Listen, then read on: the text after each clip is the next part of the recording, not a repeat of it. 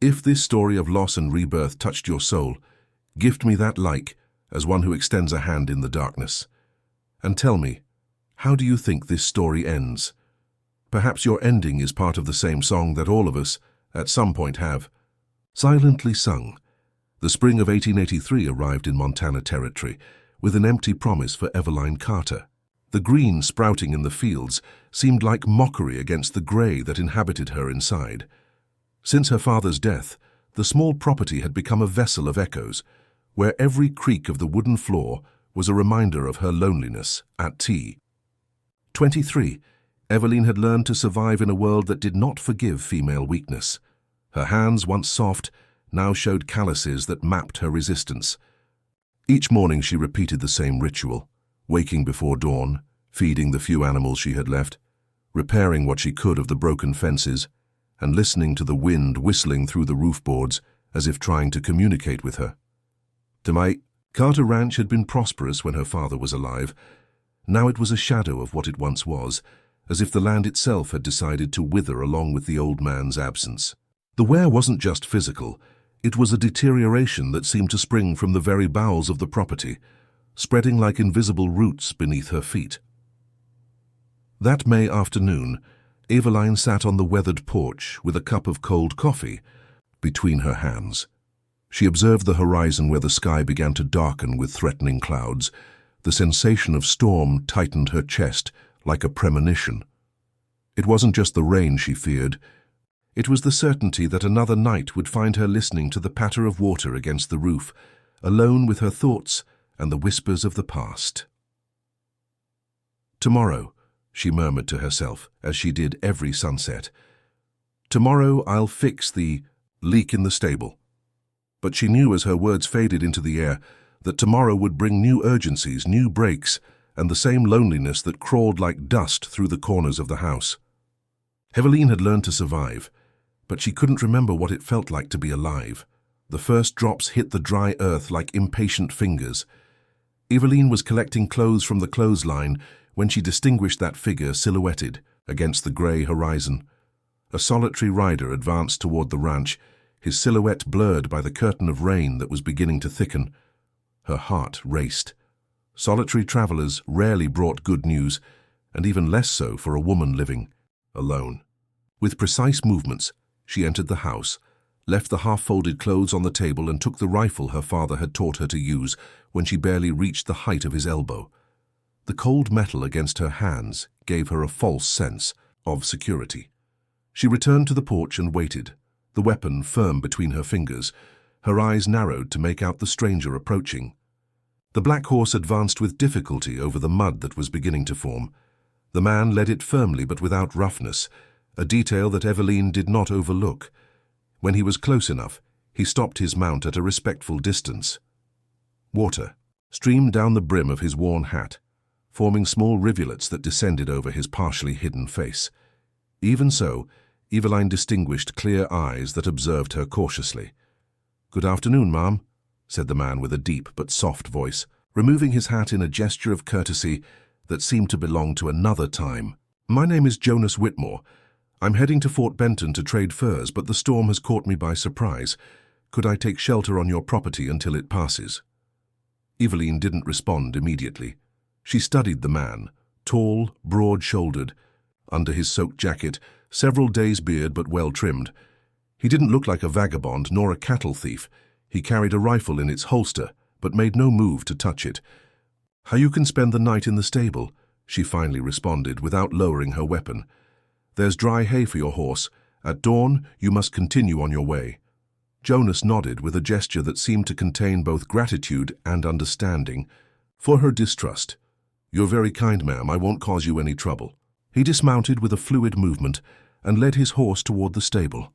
Aware of Eveline's vigilant gaze that followed each of his steps, the rifle still pointing in his direction like an extension of her own distrust. The rain intensified, turning the world into a grey veil where forms lost their contours. Eveline remained on the porch until the man disappeared inside the stable. Only then did she lower her weapon, but the tension remained in her shoulders, like an invisible weight she had grown accustomed to carrying. Darkness fell over the ranch along with the storm. Eveline, sitting by the kitchen window, intermittently observed the stable while her fingers mended a worn sock. The needle moved with methodical precision between her hands, a rhythm that contradicted the restlessness of her thoughts. The fire crackled in the small stove, casting dancing shadows over the weathered walls. Outside, the rain pounded furiously, as if trying to tear down the fragile structure of the house. Eveline thought of the stranger, alone in the stable, listening to the same downpour as she was.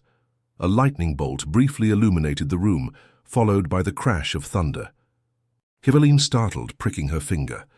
A drop of blood emerged, intense red against her pale skin. She observed it with strange fascination before bringing it to her lips. At that moment, her gaze caught movement outside. Jonas Whitmore crossed the soaked yard, carrying firewood under an improvised shelter formed by his coat. She saw him stop by the porch, carefully deposit the wood, and retreat again toward the stable without attempting to approach the house. A simple gesture, a silent offering. Eveline felt something stir inside her, like dry earth receiving the first drops of rain after a long drought. It wasn't exactly gratitude, perhaps just the recognition of an act of kindness in a world where she had learned not to expect it. She spent the night with restless sleep, waking with a start at every creak. The rifle rested next to her bed, but for some reason she didn't want to examine. She didn't feel the urgency to reach for it. In her brief moments of sleep, she dreamed of her father. Not the sick man who had slowly wasted away in the same bed where she now slept, but the strong father who had taught her to ride, to shoot, to survive. In the dream, he pointed to something on the horizon, but when Eveline tried to see what it was, she woke up.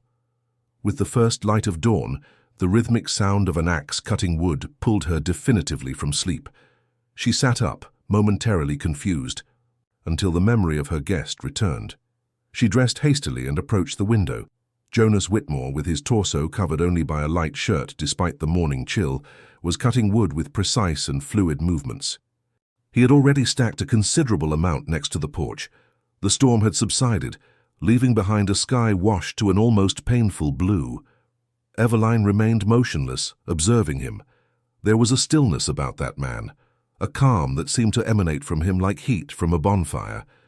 His movements had an economy that spoke of years of self-sufficiency, similar to what she herself had developed. When she finally stepped onto the porch, Jonas stopped his work and turned to her. He greeted her with a nod, not smiling, but with an expression that wasn't hostile. "Good morning, Mrs. Carter," he said, leaning the axe against the log he used for cutting. "I hope I didn't wake you. I wanted to thank you for your hospitality." "It wasn't necessary," she replied, crossing her arms over her chest in an instinctively defensive gesture. "For me it was," he replied simply. Their gazes met for a moment that seemed to stretch. Eveline was the first to look away, uncomfortable, with the direct honesty she perceived in those clear eyes. "There's coffee," she finally said, an offer that came from her lips before she could consider it. "If you'd like something hot before leaving." An invitation, a small bridge extended over the abyss of distrust she had built around her life. The eye. Coffee steamed in the chipped cups on the worn wooden table. Eveline observed Jonas as he drank, studying his hands when he held the cup, large, calloused, with old scars that told stories he hadn't shared. Hands that knew how to work, that understood the language of the land and tools. "Your north fence is almost down," he commented, breaking the silence that had settled between them. "I saw it when I was arriving." Eveline nodded without explaining that she had been trying unsuccessfully to repair it for months, that new wood was expensive, that her strength barely sufficed to keep the essentials standing. "I have experience fixing fences," Jonas continued, looking toward the window where the sun was beginning to dry the mud in the yard. "I could take care of that before leaving. As thanks." "It's not necessary," she responded automatically, the words coming from that place where she kept her wounded pride. "I can handle it." Jonas looked at her then, not with pity but with an understanding that was almost more difficult to bear. "I know," he said simply, "but 4 hands work bet. Terstan too," and so without further negotiation, they found themselves working under the morning sun. Eveline held the posts while Jonas secured the crossbeams. They worked in comfortable silence, interrupted only by brief technical instructions. There were no personal questions, no attempts to cross the invisible boundaries that Eveline had established. Just the shared rhythm of work, the sound of the hammer against wood, the occasional song of a bird celebrating the end of the storm. By midday, the north fence was repaired. Eveline contemplated the finished work with a mixture of satisfaction and a strange disquiet. Jonas was collecting the tools, evidently preparing for departure. "I should reach Thompson's Creek before nightfall if I leave now," he commented, while saddling his horse. Eveline nodded, a neutral gesture that hid the sudden and inexplicable reluctance she felt at the idea of him leaving. She told herself it was just the prospect of facing the loneliness of the ranch again. "There's a bridge 5 miles east," she said, pointing to the road. "But with last night's rain, it's probably flooded. You'd have to make a detour of several hours." It wasn't an invitation to stay. It couldn't be. And yet, when Jonas looked at her, he seemed to understand what she herself hadn't said. "Perhaps it's prudent to wait another day," he responded with caution. "If it's not an inconvenience to you." Eveline looked away, pretending to study the horizon. "You can stay another day," she conceded, as if she were doing him a favor, as if it weren't she who had just created the excuse to keep him. The chicken. "Cusp also needs repairs." That night they dined in silence. Jonas told her in brief and measured phrases about his trade as a fur merchant, about the territories he had traveled. He mentioned neither family nor a place he called home. Eveline listened, offering little in return, but for the first time in a long time, the kitchen didn't seem an empty and resonant space. Before retiring to the stable, Jonas left on the table a small wood carving, a bird with wings spread. He had sculpted it while she prepared dinner. "For your window," he said simply, "so it's not so empty." Eveline picked it up after he had left. Her fingers traced the smooth lines of the wood, feeling each precise cut, each meticulous detail. It was a thrush, the same bird that sang every morning near her window. He had observed. He had noticed details of her life that she herself had ceased to perceive. That night, Eveline placed the small bird on the sill of her window. She didn't understand why that simple gesture had cracked, something inside her like thin ice at the beginning of the thaw. On the second day, Jonas taught Eveline how to improve rabbit traps. His hands, careful but firm, demonstrated how to correctly tie the wire, how to choose the precise place to set them. She observed attentively, not only his movements, but also the patience with which he explained, without condescension, without assuming she wouldn't understand. "My father taught me some things," Eveline commented while adjusting a trap, the words emerging unexpectedly. "But we never had enough time." Jonas nodded, without pressing for more information, respecting the limits of what she was willing to share. "My father didn't have time to teach me everything either," he finally responded. "I learned a lot out of necessity afterward." There was a story there buried beneath the simplicity of his words. Eveline didn't ask, but for the first time felt genuine curiosity to know more about the quiet man who worked beside her. In the afternoon, when the sun began to descend, Jonas approached the corral where Eveline's mule, a stubborn and distrustful animal, kept its distance. With slow movements and a soft voice, he offered it an apple he had saved from his lunch. The animal backed away initially, but after several minutes of infinite patience, finally accepted the gift from his extended hand. "It has to feel that. You don't represent a threat," he explained to Eveline, who watched in amazement. "Animals perceive our intentions better than many people." Eveline thought about how much time had passed since she herself had trusted in someone's intentions. The comparison made her uncomfortable. That night, Jonas told stories about the northern territories, about forests so dense that light barely penetrated, about rivers so wide they seemed like seas. They weren't stories of feats or dangers. They were descriptions of places he had known, narrated with a precision that converted his words into vivid images. Eveline listened, allowing herself to travel through those tales, far from the boundaries of the ranch that had become both her refuge and her prison. And when a laugh escaped her lips at the description of an encounter with a particularly stubborn moose, the sound surprised her as much as Jonas. It was a forgotten sound, like a musical instrument unearthed after years. Jonas looked at her with an expression she couldn't interpret. but which made her cheeks warm. On the third day, there were no excuses, no flooded bridges, no fences to repair. Simply, when Jonas mentioned he would leave at dawn the next day, Eveline responded, "Perhaps you could stay one more day." She offered no reasons, and he didn't ask for any. There was a silent understanding between them that needed no explanations. They spent that day touring the boundaries of the property. Jonas observed the stream that crossed the eastern part, suggesting places where a simple irrigation system could be built. He spoke of possible improvements, future projects, as if the ranch were going to continue existing beyond the daily struggle for survival, as if there were a tomorrow worth planning for. And Eveline began to see her home through other eyes.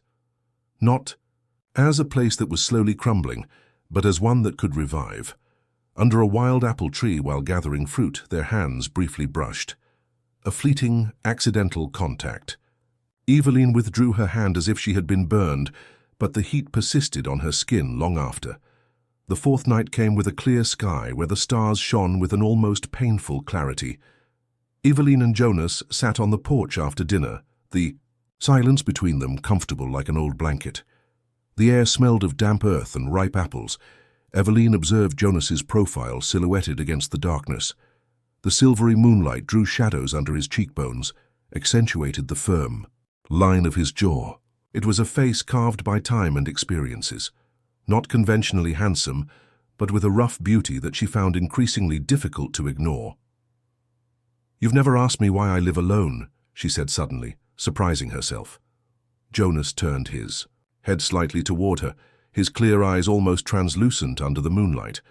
"I respect silences," he responded simply. "Everyone has the right to keep their stories until they're ready to share them." Eveline nodded, grateful for that understanding. Several minutes passed before she spoke again. "My father died 8 months ago. Pneumonia." The words came out brief, sharp. "He was all I had." Jonas didn't offer empty condolences or invasive questions. He simply nodded, acknowledging her pain without trying to minimize it. "And your mother?" he asked after a moment. "She died when I was 12. Childbirth. The baby didn't survive either." Fragmented images came to her mind. Her father digging 2 graves in the rain. Her own black dress too large because it had been her mother's. The silence that invaded the house. Afterward, a silence that had never completely left. "Mine also left early," Jonas responded, offering a fragment of his own story in exchange. "Fever. I was 8 years old. My brother barely 3. Eveline looked at him, waiting for him to continue. For the first time, she felt that Jonas was willing to reveal something of himself, to briefly drop the guard that both maintained for different but equally powerful reasons. "My younger brother didn't survive the war," he added after a pause, his voice rougher. "I served as a messenger for the Confederate Army. He insisted on enlisting when he turned 16. I shouldn't have allowed it." The weight of guilt in his words was palpable. Eveline understood then that Jonas also carried ghosts, absences that had shaped him as much as her. Without thinking, she extended her hand in the darkness until finding his. Their fingers intertwined over the arm of the rocking chair, a fragile but tangible bridge between 2 islands of solitude. The moon advanced slowly across the sky, a silent witness to that moment of connection. Neither spoke, as if words could break the delicate balance they had found. Finally, when the night grew deeper and cold began to seep under their clothes, Eveline stood up. Jonas imitated her, their hands reluctantly separating. At the threshold of the door, Eveline stopped and turned to him. The yellowish light of the oil lamp partially illuminated his face, leaving his eyes in shadows. "I've never been kissed," she confessed, the words barely audible, emerging from a place of courage she didn't know she possessed. Jonas lowered his gaze, a gesture of respect that contrasted with the intensity that Eveline had briefly glimpsed in his eyes. "Then we should start slowly," he responded with a softness that made her shiver. There was no kiss that night, just the brush of his fingers when he wished her good night, a contact as light as the flutter of a bird, but which resonated inside her like distant thunder. The following days passed in a strange dance of approaches and distances. Jonas moved from the stable to a small annex next to the barn. maintaining an appropriate separation, but remaining close enough for Eveline to feel his presence as an anchor, something solid to hold on to in a world that for too long had seemed so unstable. One morning, while Eveline was hanging clothes, Jonas approached holding his hat between his hands, a gesture she had learned to recognize as a sign that he had something important to say. "There's a grove of wild plum trees half an hour from here," he said, pointing toward the east. "The fruit should be ripe now. I thought perhaps—" He left the phrase unfinished, as if he weren't sure how to formulate the invitation. Eveline felt a tingle of anticipation in her stomach. It had been years since she had left the ranch for pleasure, only out of necessity. The idea of an outing without practical purpose seemed almost frivolous, a forgotten luxury.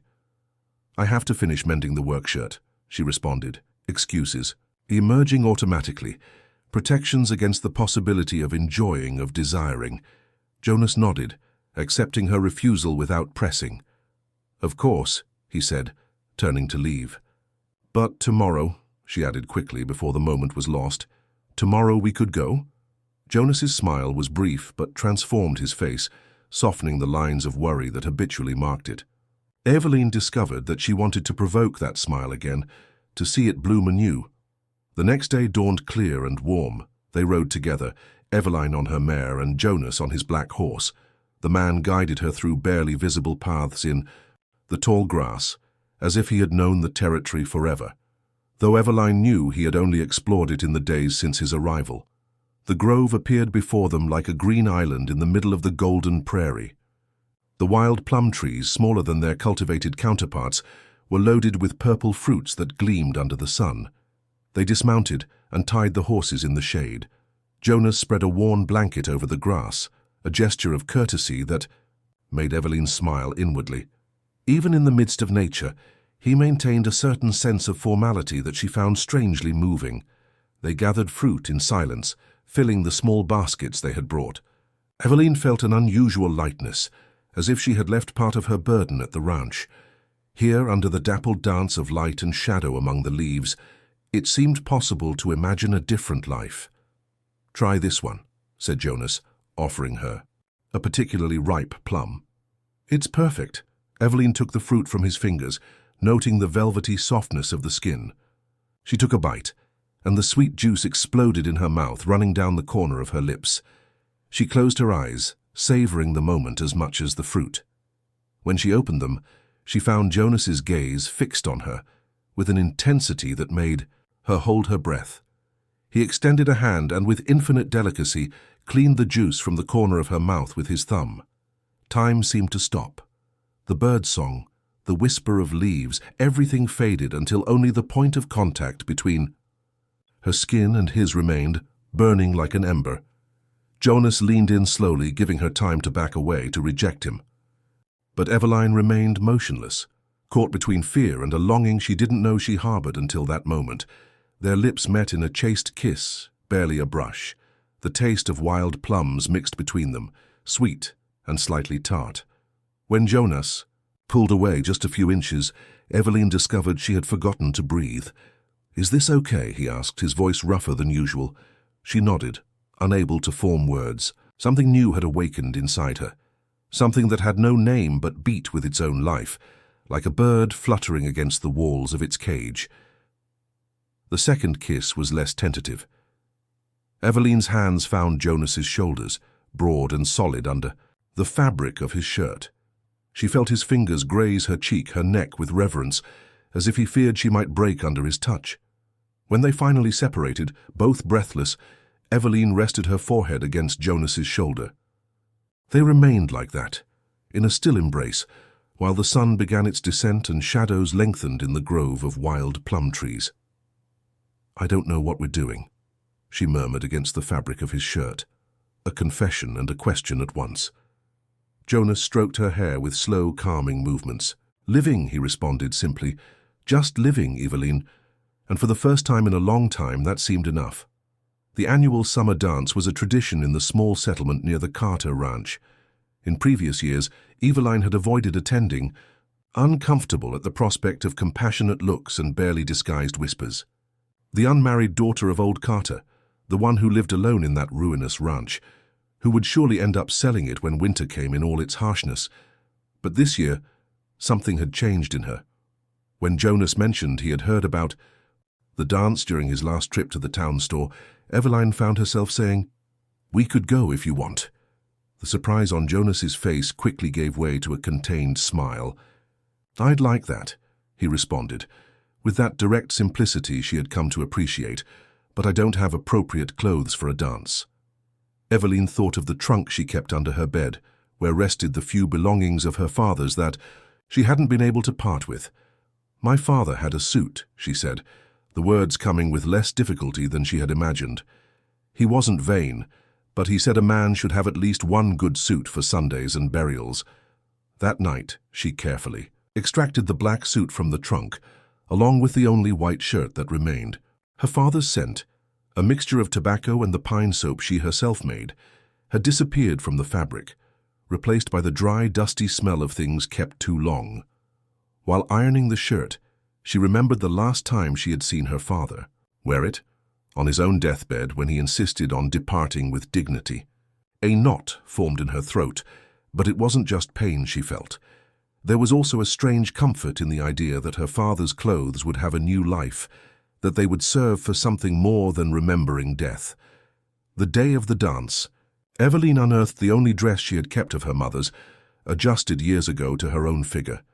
It was a faded blue, simple but elegant in its own way, with small embroideries on the neck and sleeves that her mother had added during the long winter nights. When Jonas saw her come out to the porch, he stood motionless. Her father's suit fit him surprisingly well, as if it had been cut for him. The look he gave her made Eveline blush like a girl, not like the woman hardened by survival that she had become.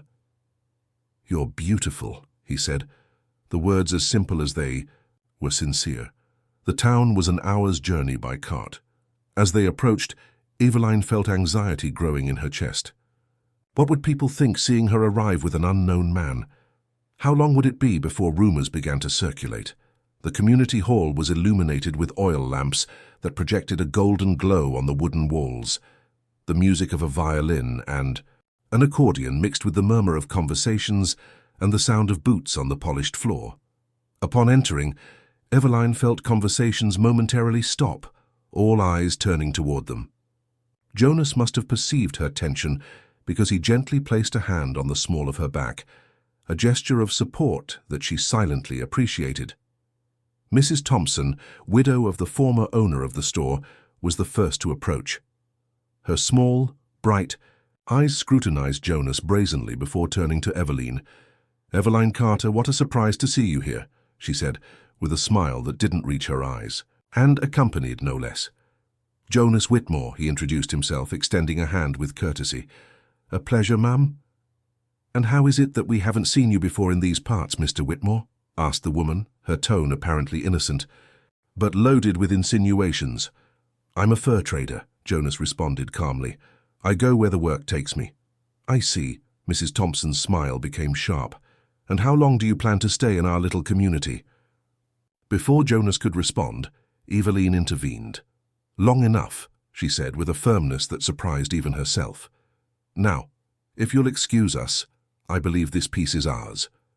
She took Jonas's arm and led him toward the improvised dance floor, aware of the gazes that followed them.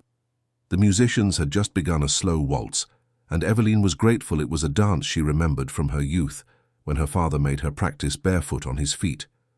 Jonas's hands found their place naturally, one on her waist, the other holding hers firmly but without pressure. They moved with surprising harmony for two people who had never danced together, as if their bodies remembered a forgotten language. "Don't pay attention to them," Jonas murmured near her ear. "People always need something to talk about." Eveline nodded, allowing herself for the first time that night to truly relax. The music enveloped them, creating a small universe where only the two of the same existed, their synchronized steps, the shared warmth. "You know," she said, finally finding the courage to express what she felt, "it's the first time I've entered here and not felt judged as the lonely daughter of a dead farmer. Now they see me as—" She broke off, unsure how to finish the phrase. "As a woman who has found someone," Jonas completed, his eyes fixed on hers with an intensity that stole her breath. "Because that's what you are, Eveline, and that's what I am. Two people who found each other." The simplicity of his words, the truth contained in them, made something expand in Eveline's chest, a warm sensation that threatened to overflow her. They continued dancing while whispers circulated around them, but for the first time, Eveline didn't care what they said. In Jonas's arms, she had found a different refuge than the one she had built in her solitude, one made not of walls, but of the certainty of being seen, truly seen, by another person. The return journey passed mostly in silence. The moon illuminated the path with a silvery clarity, converting the familiar landscape into something new and mysterious. Eveline, sitting next to Jonas on the driver's seat of the cart, felt a strange mixture of peace and nervousness, as if she were on the edge of something important that she still couldn't name. The wheels creaked on the earth, marking a hypnotic rhythm. In the distance an owl hooted, its call floating in the still night air. "What are you thinking about?" Jonas finally asked, his voice low but clear in the quietness. Eveline contemplated the question, searching for the right words to express the whirlwind of emotions that inhabited her. "About how things change," she responded at last. "A few months. Hago, I couldn't imagine anything beyond surviving one day after another. And now?" She left the phrase unfinished, but Jonas nodded as if he had heard what she hadn't said. "Life has strange ways of surprising us," he commented, his eyes fixed on the road. "Sometimes when we least expect it." Eveline observed his profile silhouetted against the night sky. In these months she had learned to read the small signs on his face, the slight tension around his eyes when something worried him, the almost imperceptible curvature of his lips when something amused him, though he didn't express it openly. "Are you surprised too?" she asked, an unusual boldness in her. Jonas kept silent for a moment, as if carefully weighing his response. "I've traveled many roads, Eveline," he finally said. "I've slept under thousands of different skies, but I never felt like I was arriving somewhere until a woman pointed a rifle at me from her porch during a storm." A soft laugh escaped Eveline's lips at the memory of that first encounter, which now seemed to belong to another life. "I could have shot you," she joked, her heart racing at the intimacy of the conversation. "I know," he responded, a smile barely visible in the dimness. "But you decided not to. And that was the first of many decisions that have brought us to this point." Decisions. The word resonated in Eveline's mind. All her life had been marked by the decisions of others, or by the lack of them. Her mother's death, her father's illness, the solitude imposed by circumstances. But this, whatever was growing between her and Jonas, was a choice. Her choice. The cart began to ascend the gentle hill from where the ranch was already visible, a dark silhouette against the starry sky. Eveline felt her heart accelerate as they approached, as if she were reaching a turning point from which there would be no return. When they finally stopped in front of the house, Jonas descended first and extended a hand to help her down. The contact, though brief, sent a tingle up her arm. They stood like that, face to face under the mantle of stars, so close that Eveline could feel the heat emanating from him. "I'll accompany you to the door," said Jonas, offering her his arm with a formality that contrasted with the intimacy of the moment. Eveline took it, allowing herself to enjoy his solidity, the sensation of security he provided. On the porch they stopped again, prolonging the moment as if neither wanted the night to end. "Thank you for tonight," she murmured, her voice barely audible. "For the dance. For everything." Jonas nodded, his eyes never leaving hers. There was an unformulated question in his gaze, a longing that reflected her own.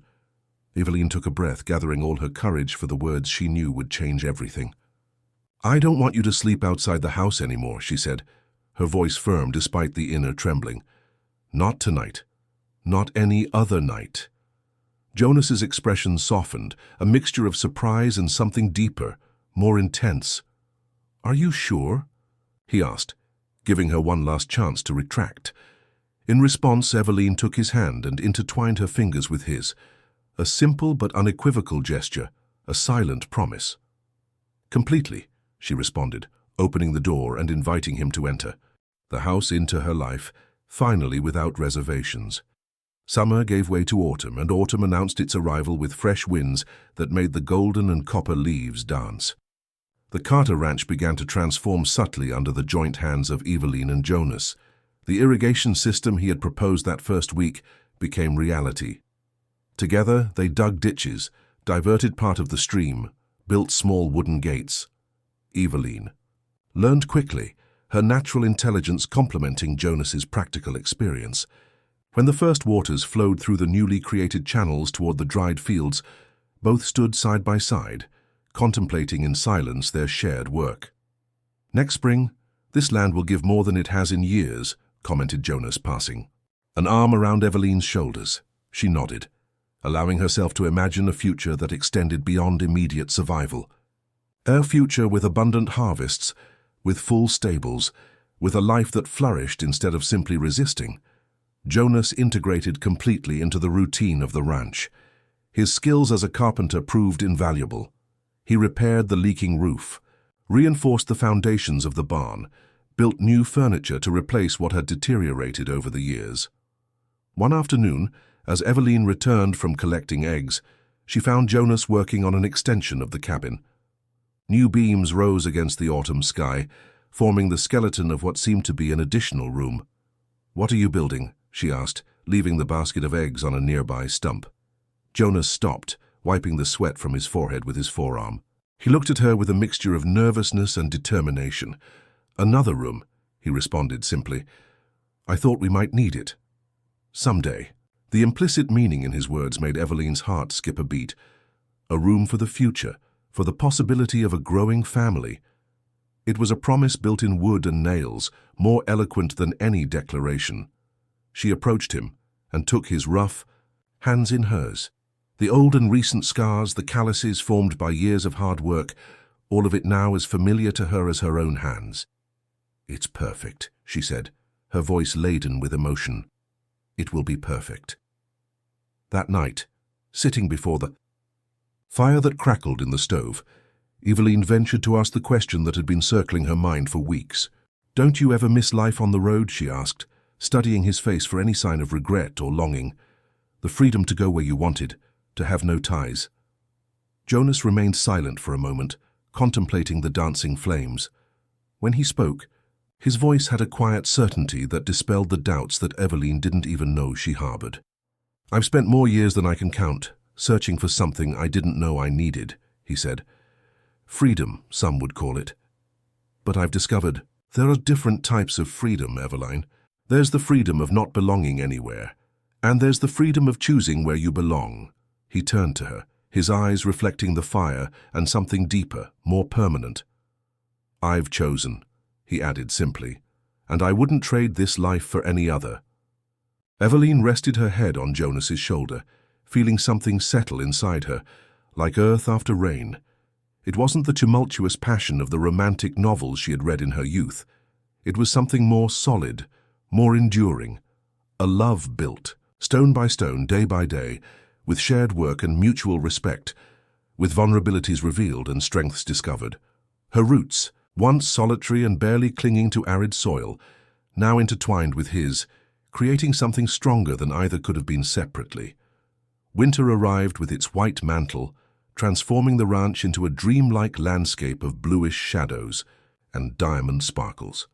The nights lengthened, and with them the moments by the fire where stories flowed like a slow river between Eveline and Jonas.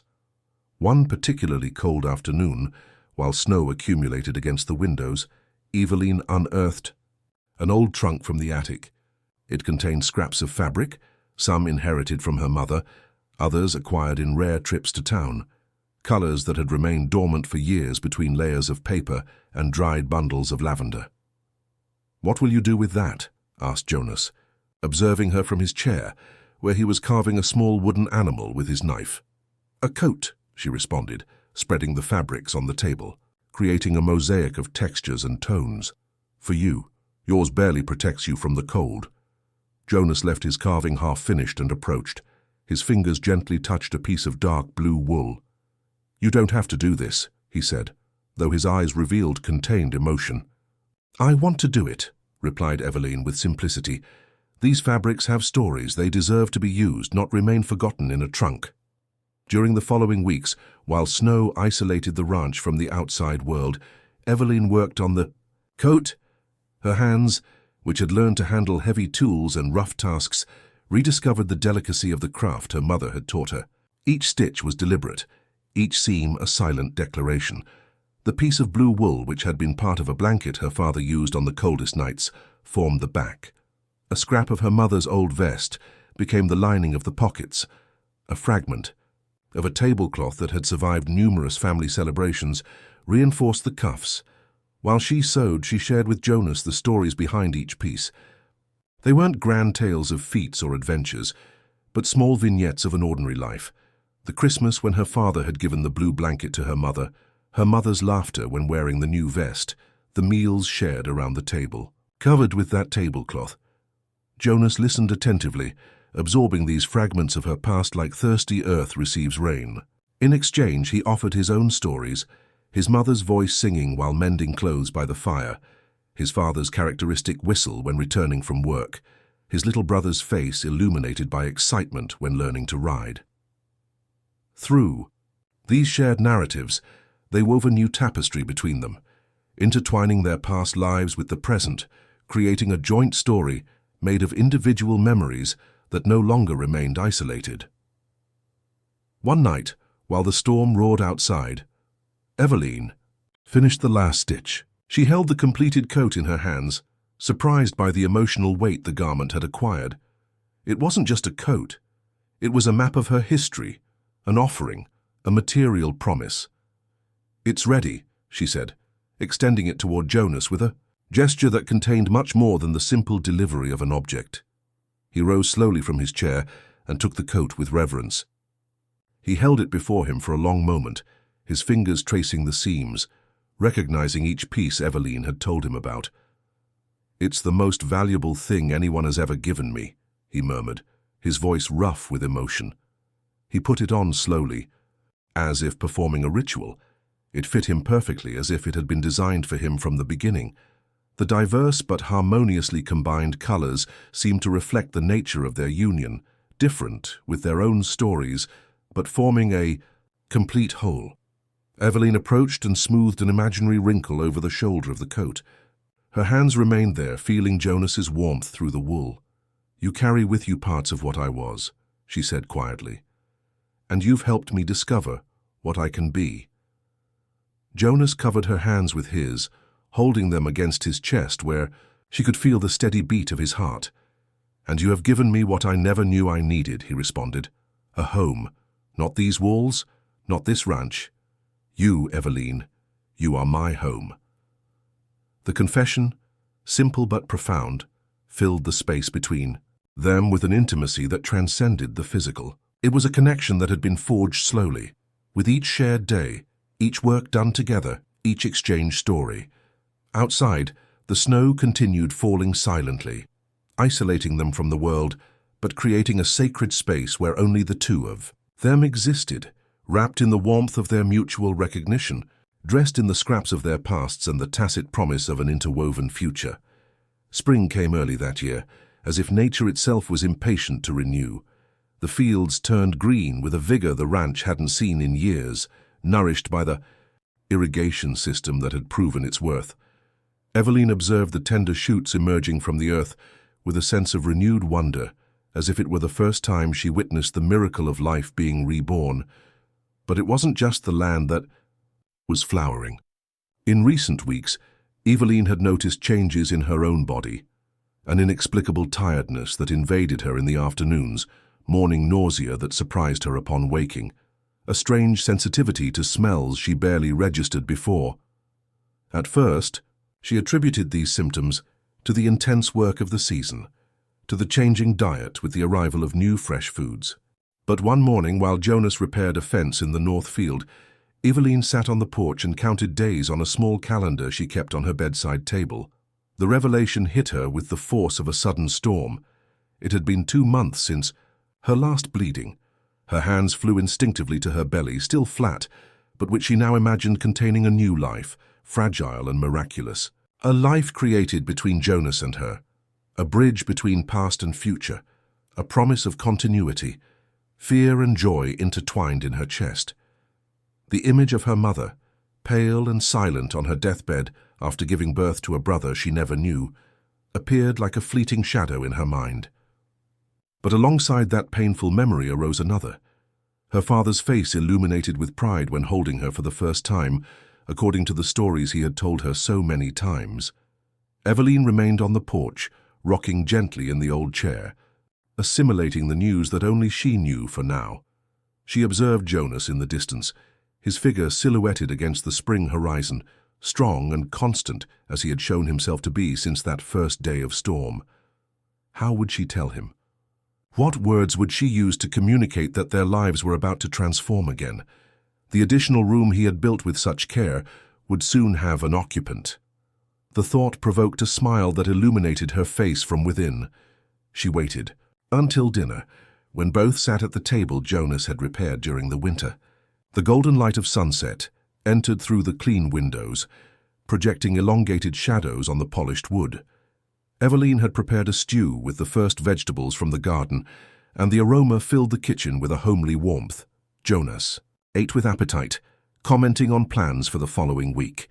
The seeds they would plant in the east field, the possibility of acquiring more chickens at the town market, the need to reinforce the barn roof before the summer rains. Eveline listened to him, marveling at how his plans now extended toward a future that seemed infinitely broader and more promising than the limited horizon that had been her life before his arrival. Jonas, she finally interrupted, when a natural pause presented itself in the conversation. There's something I must tell you. He put his spoon down on his plate and looked at her attentively, immediately noticing the change in her tone. His eyes, always perceptive, fixed on hers with an intensity that still sent a shiver through her. "What is it, Eveline?" he asked.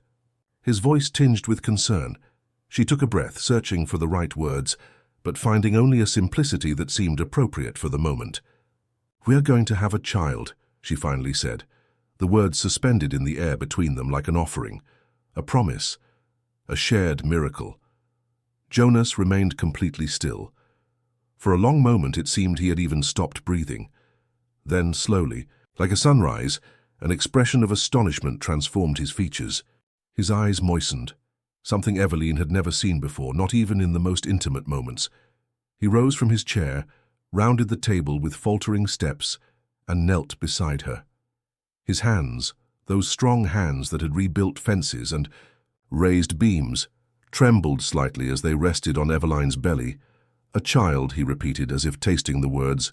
"Our child."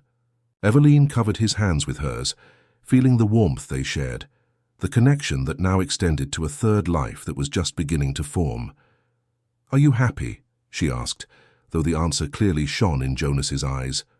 "More than I ever believed possible," he responded, his voice broken with emotion. "Eveline, you've given me so much. A home, a purpose, and now this. It's more than I deserve." She took his face in her hands, her palms against the beard she had learned to love.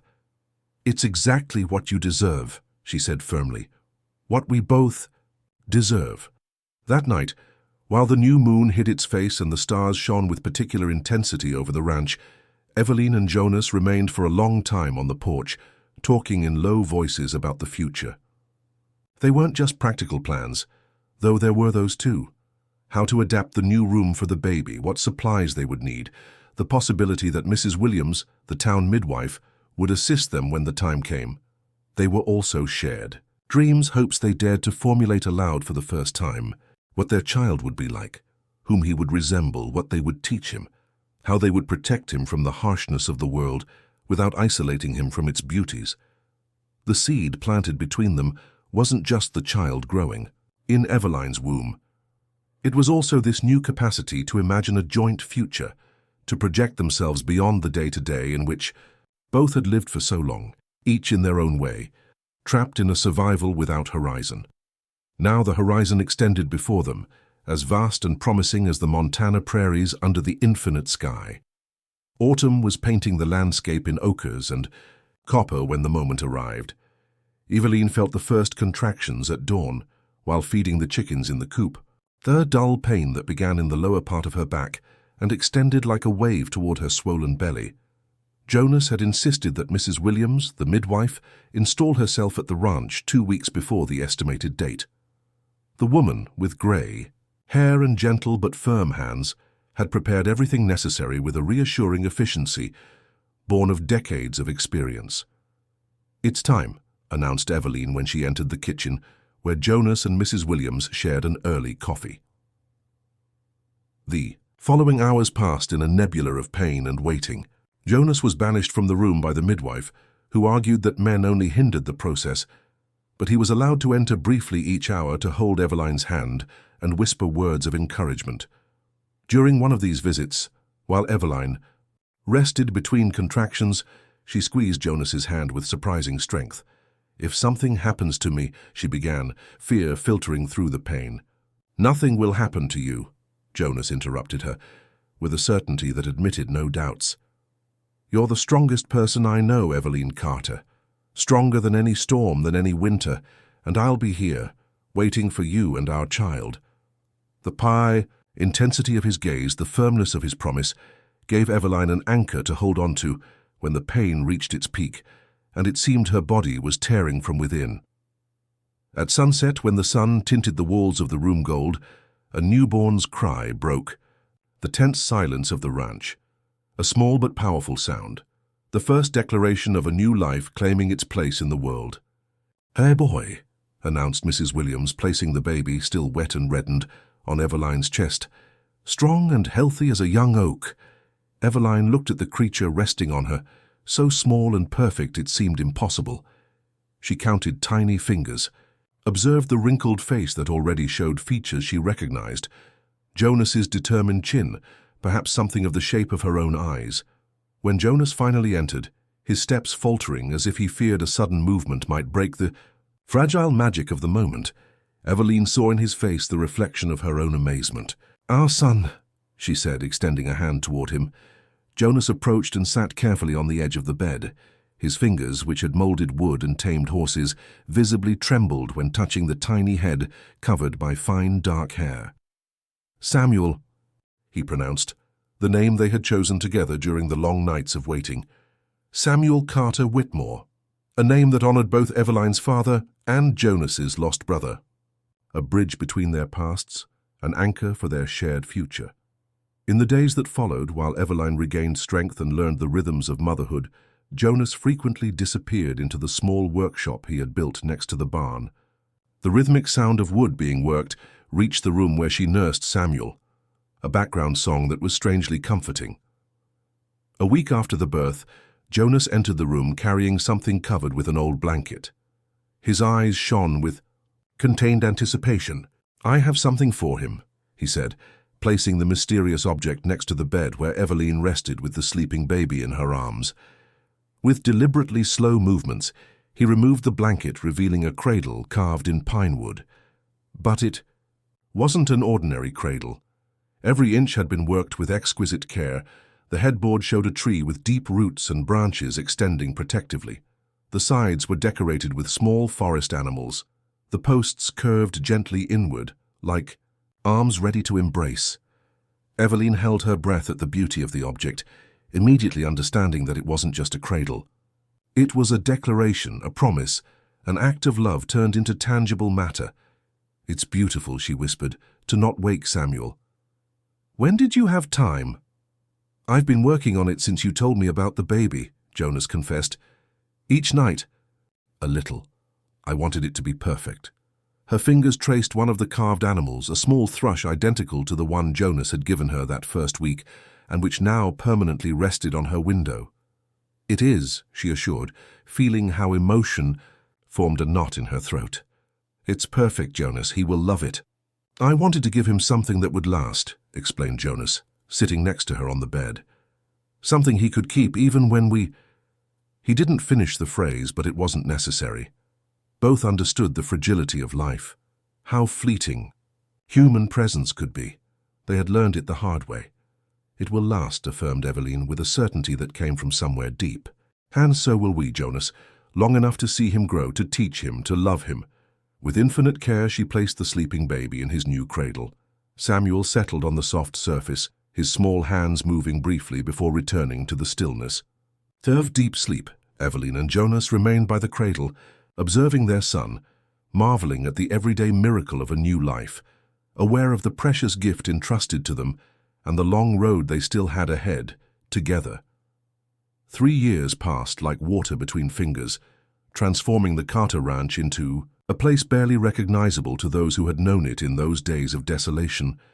The fields produced abundant harvests, the stables housed more animals, and the house, expanded and reinforced, had become a true home where laughter resonated, as frequently as the wind among the trees.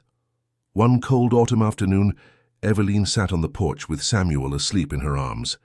The child had inherited his father's strong constitution and his mother's silent tenacity, a combination that made him a whirlwind during the day and a warm, comforting weight when sleep finally overcame him. Evelyn contemplated the horizon, where the sun began its daily descent, tinting the clouds in pink and golden tones. She thought of all that had changed since that stormy afternoon, when a stranger had appeared on horseback requesting shelter.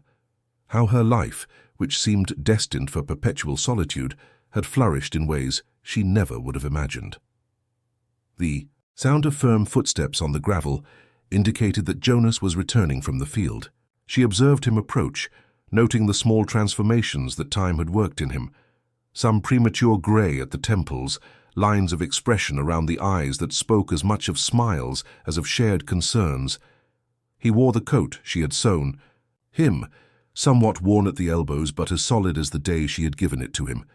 Jonas left his hat on the neighboring chair and sat beside her. His hands, toughened by constant work, found hers in a gesture that had become ritual, a daily reminder of the connection they had built patiently, stone by stone, day by day. The silence between them was comfortable, filled with all that didn't need to be said.